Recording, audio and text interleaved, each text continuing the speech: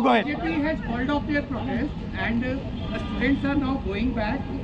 Their two demands, sir, as you mentioned, that has been not fulfilled. So what will be your step in the parliament when parliament commences on Monday? Well, the first- They are also bringing a new bill, sir. The first thing is that we hold Mr. Amit Shah directly responsible for the violence that has taken place against our students.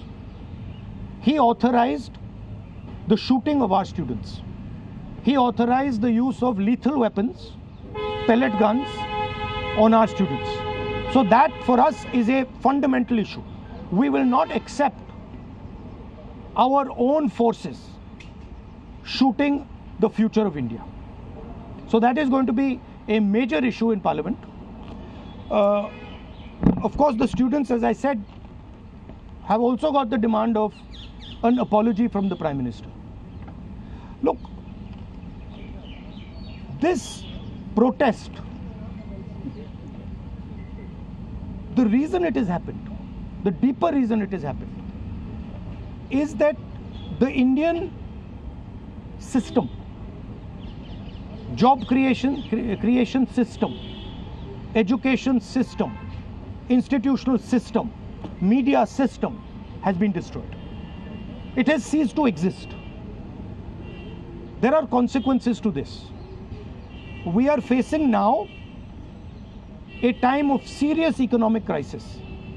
And in times of serious economic crisis, you need that system.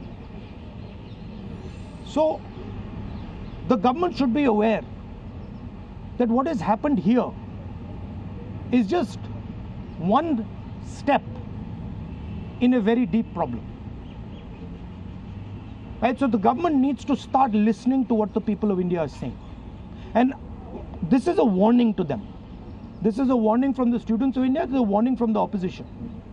That you cannot run India the way you have been running. This is not your personal fiefdom. This is not something that belongs to you. This belongs to the people of India. This belongs to the Constitution of India. All these institutions, they do not belong to you. And if you carry on down this path, you will see that what has happened right now will be at 10 times the scale. So that is basically the message.